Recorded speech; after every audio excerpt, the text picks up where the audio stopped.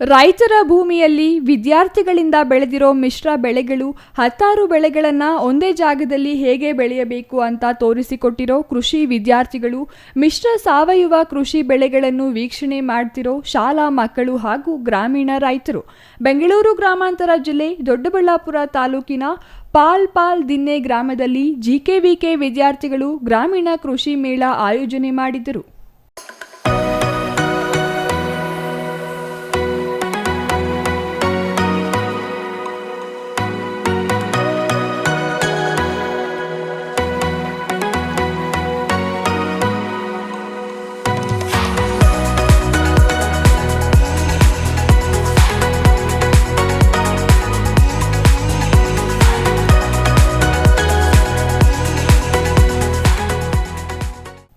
ಅಂದಹಾಗೆ ಇದೇ ಗ್ರಾಮದಲ್ಲಿ ಕಳೆದ 9 ದಿನಗಳಿಂದ ಕೃಷಿ ಅಧ್ಯಯನ ನಡೆಸಿದ ವಿದ್ಯಾರ್ಥಿಗಳು ಮಿಶ್ರ ಬೇಸಾಯವನ್ನು ಮಾಡಿದ್ರೆ ಲಾಭ ಗಳಿಸೋದು ಹೇಗೆ ಅನ್ನೋದನ್ನ ಕುರಿತು ರೈತರಿಗೆ ತಿಳಿಸಿಕೊಟ್ಟಿದ್ದಾರೆ.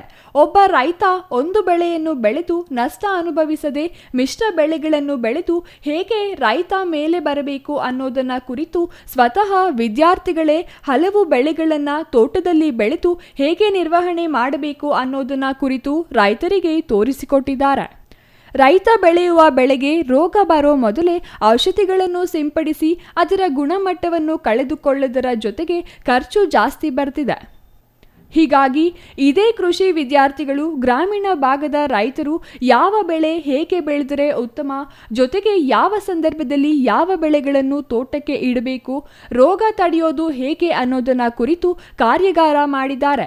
ಜೊತೆಗೆ ಗ್ರಾಮೀಣ ಕೃಷಿ ಮೇಳದಲ್ಲಿ ವಿದ್ಯಾರ್ಥಿಗಳು 10 ಗುಂಟೆ ಜಾಗದಲ್ಲಿ ಅನೇಕ ಮಿಶ್ರ ಬೆಳೆ, ಕೈತೋಟ, ತರಕಾರಿ ಬೆಳೆಗಳನ್ನು ಬೆಳೆದು ಪ್ರದರ್ಶನಕ್ಕೆ ಇಟ್ಟಿದ್ದು ಶಾಲಾ ಮಕ್ಕಳು ಸೇರಿದಂತೆ ರೈತರು ಕೃಷಿ ಬೃಂದಾವನಕ್ಕೆ ಭೇಟಿಯನ್ನು ನೀಡಿ ಮಾಹಿತಿ ಪಡೆದುಕೊಂಡಿದ್ದಾರೆ.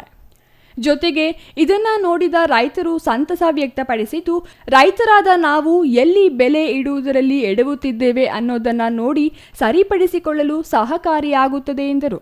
ಒಟ್ಟಾರೆ ಸಮುದಾಯ ಬೆಳೆ ಬೆಳೆಯಲು ರೈತರು ಹಿಂದೇಟು ಹಾಕ್ತಿದ್ದು, ಒಂದೇ ಬೆಳೆ ಬೆಳೆದು ಅದಕ್ಕೆ ಬೆಲೆ ಸಿಗದೆ ರೈತ ಕೈ ಸುಟ್ಟಿಕೊಳ್ಳುತ್ತಿದ್ದಾನೆ. ಹೀಗಾಗಿ ಗ್ರಾಮೀಣ ಭಾಗದ ರೈತರಿಗೆ ಅರಿವಿನ ಜೊತೆಗೆ ಮಿಶ್ರ ಬೆಳೆಗಳನ್ನು ಬೆಳೆದು ಹೇಗೆ ವ್ಯವಸಾಯದಲ್ಲಿ ಸೈ ಎನಿಸಿಕೊಳ್ಳಬೇಕು ಅನ್ನೋದನ್ನ ವಿದ್ಯಾರ್ಥಿಗಳು ತೋರಿಸಿಕೊಟ್ಟಿದ್ದಾರೆ.